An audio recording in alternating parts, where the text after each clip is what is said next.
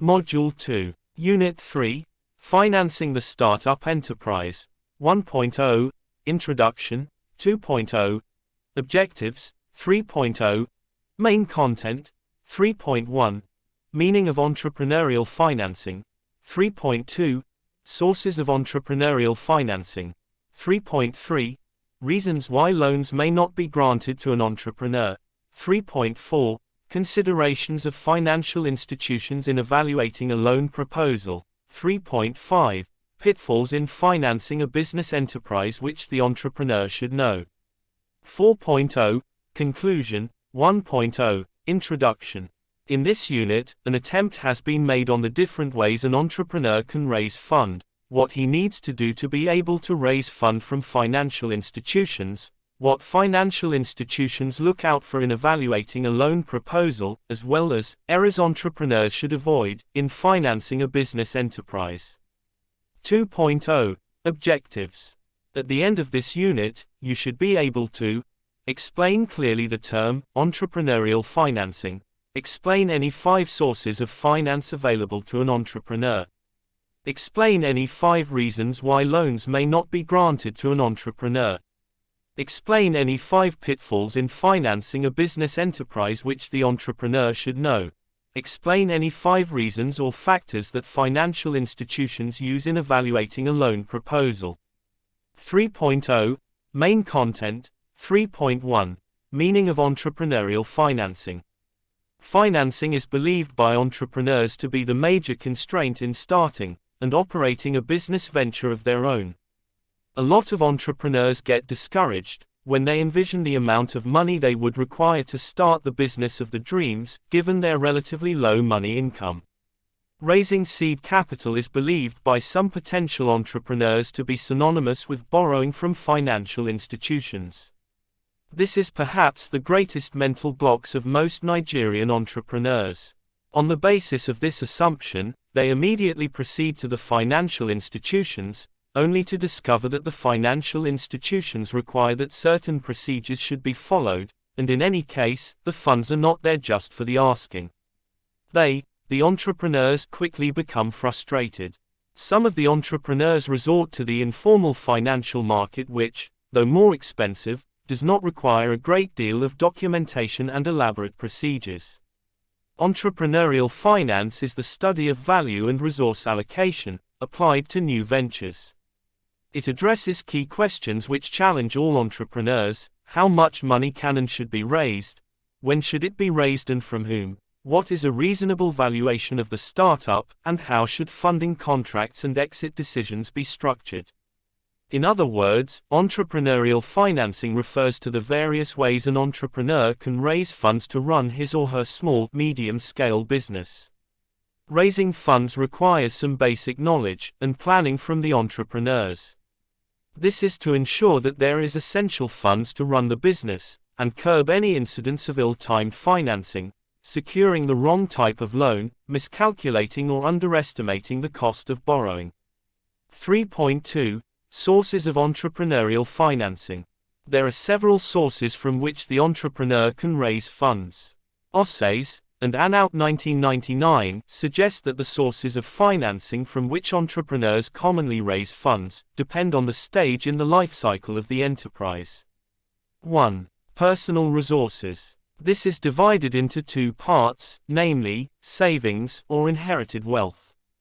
There is significant evidence in Nigeria and the rest of the world that most entrepreneurs depend on personal savings to start their businesses. The research also showed that, as the size of business increases, the proportion of capital accounted for by personal savings declined. Personal resources can be augmented by sale of personal assets.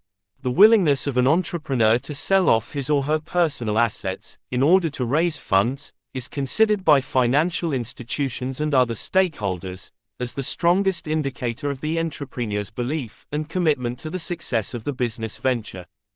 Personal assets such as buildings, cars, plant and machinery, estate, etc., can be sold in order to raise funds to starting a business. 2. Entrepreneurial teams. 2 or more persons may start a business venture as partners, and all the partners constitute an entrepreneurial or partnership team. More capital can be raised when a partnership team is formed, as a result of the financial contributions of the partners. However, caution must be exercised in selecting co-partners, as emphasis must be laid on skills and experience they can contribute to the business. 3. Sales of shares by private placement. Incorporated companies can raise funds through the sale of stock or equity to interested stakeholders who are willing to invest on long-term basis and become part owners of the business. The sale of shares in private limited liability company can be arranged by finance houses for a fee to their clients. 4. Business angels. These are wealthy individuals who have money and are willing to provide equity fund to an entrepreneur for business startups in exchange for equity stakes in the business. They are not partners, and as such, do not take part directly in the management of the business.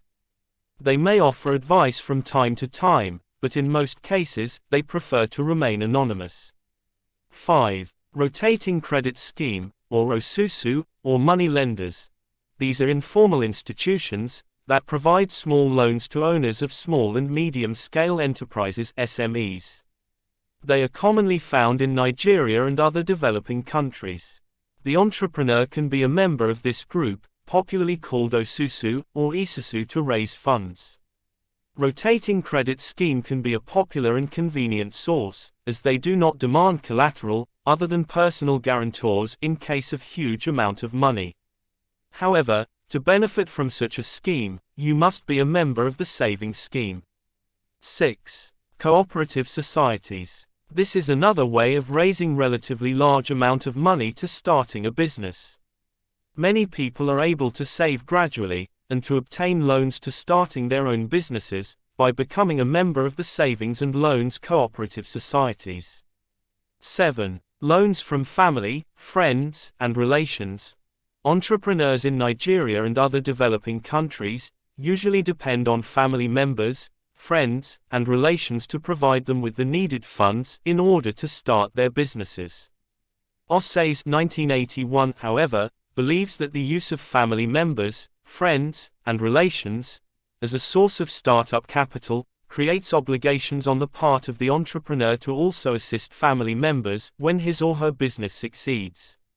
One of the conditions for the would-be entrepreneur to access the fund is, if he or she has the prerequisite skills and experience to manage the new business successfully. 8. Trade credit and accruals. Trade credits are created when the new business enterprise buys raw materials, supplies, and other component parts meant for production, or resale on credit terms with or without signing any formal agreement for the debt.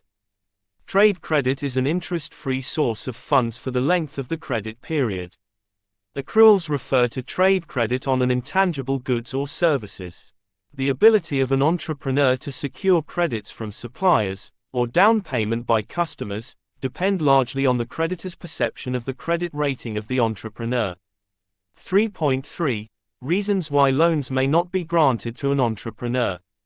With respect to the nature and behavior of entrepreneurs, it is often suggested that their inability to source funds from financial institutions is due to 1. Lack of knowledge of the roles of the different financial institutions and the scope of services they provide.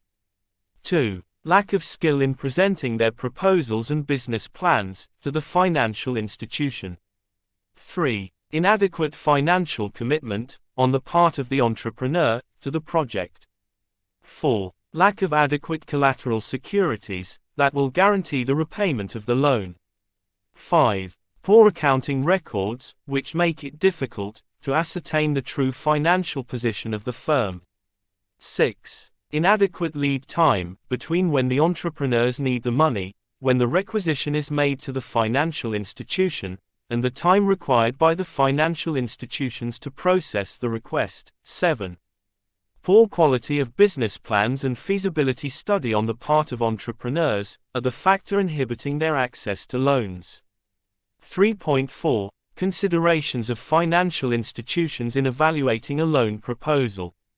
Enegbenable 2003 outline the following factors, which financial institutions will always consider when evaluating entrepreneurs' loan proposal. 1. The purpose for which the entrepreneur wants the bank finance.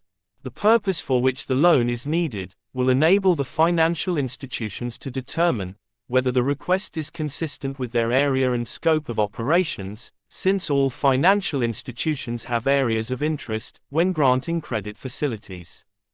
2. The amount required. The purpose here is to ensure that the amount required is adequate. It should neither be too small nor too big for the purpose for which it is required. 3. The entrepreneur's stake in the business. This is an indication of the entrepreneur's commitment to the business. It represents the capacity of the entrepreneur and the level of risk that the entrepreneur is prepared to assume in the business. The aim of financial institutions is to minimize the level of their risk exposure, and as such, the higher the proportion of equity in the capital structure, the lower the risk of the financial institutions, and the more willing they are to lend, and vice versa. 4. Source of repayment of the loan. The financial institutions want to be doubly sure that the entrepreneur will be able to repay back both the principal and interest within the specified period of the loan, considering the entrepreneur's past earnings and projected future cash inflow of the business. 5. Management capacity available to the enterprise. Sustainability and growth of the business enterprise depends on the quality of management of the enterprise. In this light, the financial institutions assess the abilities of the management team in terms of their capabilities and competence of the enterprise by evaluating the drive, track record, qualifications, and experience in managing the type of business proposed. 6. The character of the entrepreneur. The honesty and integrity of the entrepreneur raises the level of confidence of the financial institutions, whether the new business enterprise would be operated purposefully and profitably, and that the loans will be repaid with interest within the specified period. This character can be ascertained through the entrepreneur's past dealings with the financial institutions.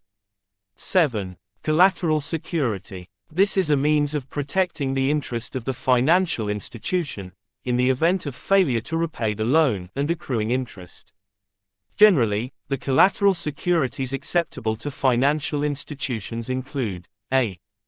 Title to land and buildings, such as a certificate of occupancy duly registered with government or its agencies. b. Marketable securities, such as stocks and shares of quoted companies, treasury bills, and bonds. c. Life assurance policy. d. Guarantees from other financial institutions, corporate bodies, and reputable individuals. e. Other investments, such as savings or deposit accounts with a reputable bank that can be pledged. f. Domiciliation of payment. This is a method whereby the proceeds from the business is paid into a designated account in the bank. This increases the confidence level of the bank and assures it that its funds can be recovered safe. g. Warehousing. This is a system whereby the goods produced by the business enterprise are kept in a warehouse controlled by the bank. By this arrangement, the bank is able to monitor the sales of the company goods and to ensure that payments due to it are made regularly. 3.5. Pitfalls in financing a business enterprise, which the entrepreneurs should know. Enegbenabor 2003 identified the following pitfalls, which the entrepreneur should avoid. a. Using short-term funds to finance fixed assets.